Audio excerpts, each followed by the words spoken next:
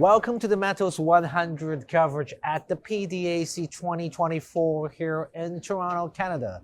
We have Baselode Energy with us here today. Hi, how are you doing, James? Hi, Gilbert. I'm doing awesome. You? Good to catch up a bit, and maybe you can tell us a bit about your updates and background first, because some of the newer audience may not have followed your story a bit. So maybe you can tell us a bit of an overview of the company. Absolutely. Baselode Energy, we're a uranium exploration company in Saskatchewan's Athabasca Basin area, which is known as it's known to host the world's highest grade uranium deposits. Our focus is on high grade, near surface uranium deposits that are within proximity to infrastructure, so near the mills and near the roads. And we think that our thesis is the correct approach to not only discover a deposit, but discover a mine. And that's the big difference for what we're doing. We're trying to discover a mine. So let's talk about some of the updates of your company. Recently, you announced some of the exploration plans on the Catharsis Uranium Project there. Can you tell us more about the details of how this come up? Catharsis is a project that has never been explored previously. We were the first company to drill into it last year, and we were very excited with some of the results from that project. We started off this year. We announced 3 drill holes very early on in our exploration phase. And the first hole hit elevated radioactivity in a structural contact. We followed that up dip and we found massive structure and alteration. We followed that up dip and found even more alteration. Now the key about that alteration and the structure though is that those are the type of rocks that move the fluids. Those are the type of rocks that you need to find uranium. We found brittle structures, we found alteration, importantly redox style of alteration, because if you don't have a redox front in your in your rocks, you will not have uranium deposition. That's just the way it works. So we're very happy that with what we've seen all of the right characteristics required for uranium deposits to form. Everything is there except for the uranium so far. We're not done drilling this one target, but even if it doesn't pan out and there is no uranium in this target, we've learned that all of the right characteristics for uranium deposits are on the project. And hence why we increased our meterage from 2,000 meters to 4,000 meters. We've expanded the number of drill targets, because if it's going to take us more drill targets than one to find a discovery, then we want to fast track that. We want to drill more target areas to fast track discovery and benefit in this bullish uranium market. So can you also share with us some of your other planning of the other uranium projects in the Athabasca Basin? We've got a lot of plans for our projects this year, tons of plans for them. We're fortunate enough to be fully cashed up. We've got a $12 million exploration commitment to this year. So we have to spend $12 million by December 31st of this year. Basically, all of that's going into drilling. And our drilling is concentrated in twofold. Number one, we're very heavy on exploration this year, again, looking for the next discovery.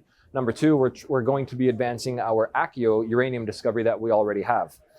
We want to get ACIO into an NI 43-101 resource category by the end of this year. So that'll be a big push as well. So we're currently drilling Catharsis. We should be done that by mid-April, end of March. In May, we'll be drilling our Bear project. That project's never been drilled before. We have wonderful targets on that. We've got about 1,500 meters planned for that. We'll also be doing a ground ANT survey, ambient noise tomography, over our ACIO deposit, trying to map out the structures at depth, because that's one of our next big target areas at ACIO, is to drill at depth and follow the structure and hope there's more mineralization there.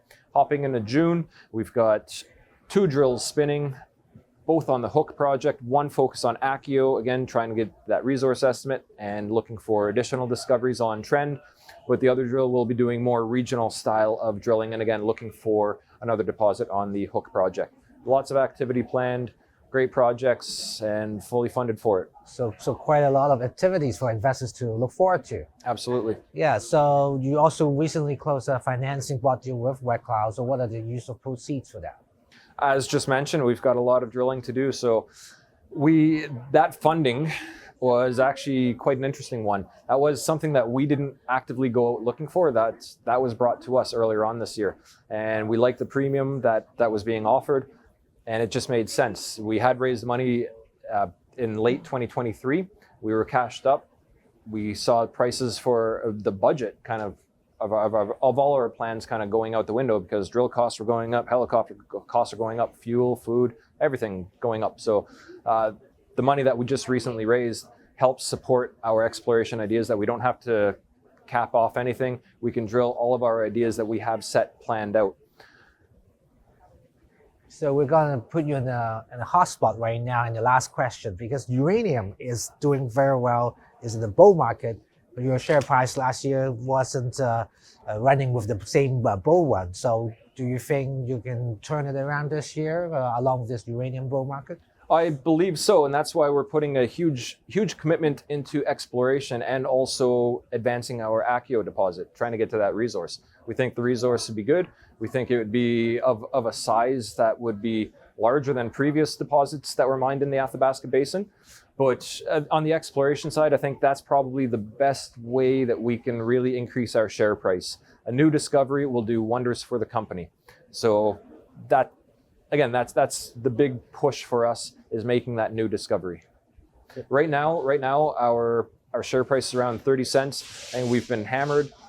I think we're undervalued, to be honest, but this presents a buying opportunity for investors at these low prices. Again, if we're correct with our thesis and we make a discovery, then our share price could go through the roof. Yes. Thank you, James, for sharing your update with us here today.